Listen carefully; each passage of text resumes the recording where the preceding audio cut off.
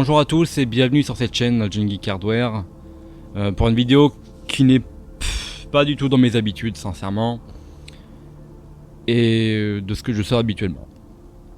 Donc quand une personne décède, une personnalité, une star, quelqu'un d'important décède, on est toujours un peu attristé. On se dit oh, putain c'était une bonne chanteuse, j'aimais bien ce qu'il faisait, bon ça fait chier quoi. Voilà. Ce matin, je suis dans un état de déprime. Alors vous allez me dire, oh, c'est une star, c'est... Bref, on s'en fout, quoi, c'est... Voilà.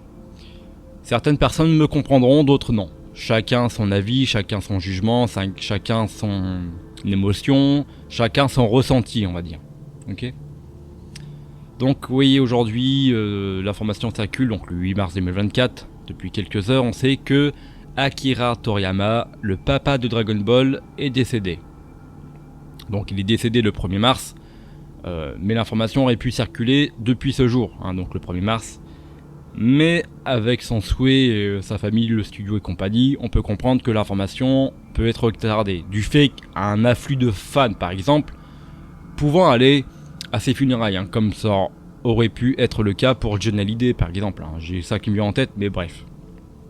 Donc ce matin, je suis choqué, triste, franchement, déprimé. Et ça me fait, désolé, mais putain de chier.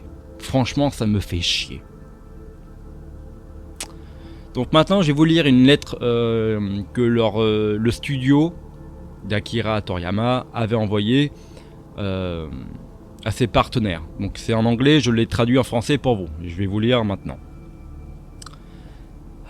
Chers amis et partenaires, nous sommes profondément attristés de vous informer que le mangaka Akira Toriyama est décédé le 1er mars, des suites à un hématome sous-dural aigu. Il avait donc 68 ans.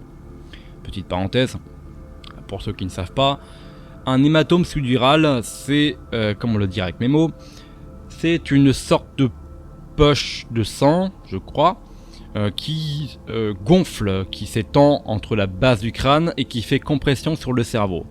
Donc je sais pas si c'est ça, mais c'est à peu près le truc, donc vous voyez un peu l'image. Voilà. On va reprendre. Alors c'est avec notre profond regret qu'il avait encore plusieurs œuvres en cours de création avec beaucoup d'enthousiasme. Il était vraiment connu pour ça, joie de vivre, enthousiasme, limite c'était votre ami, vous le regretterez sincèrement, franchement, il avait il bossait, il avait une patience, une passion dingue, débordante, c'est... Ouais, toujours les meilleurs qui partent les premiers, du moins c'est ce qu'on dit à chaque fois. De plus, il aurait eu encore bien d'autres choses à accomplir. Cependant, il a laissé de nombreux mangas et d'œuvres d'art à ce monde. Grâce au soutien de nombreuses personnes à travers le monde, il a pu poursuivre ses activités créatives pendant plus de 45 ans. Respect franchement. Nous espérons que le monde de création unique d'Akira Toriyama continuera d'être aimé de tous pendant longtemps. Ça, nul doute, ça va se faire. Nous vous informons de cette triste nouvelle avec gratitude pour votre gentillesse de son vivant. Les funérailles ont eu lieu en présence de sa famille et de très peu de proches. Suite à ces vœux de tranquillité, nous vous informons respectueusement que nous n'acceptons pas de fleurs, de cadeaux de condoléances, visites, offrandes et autres.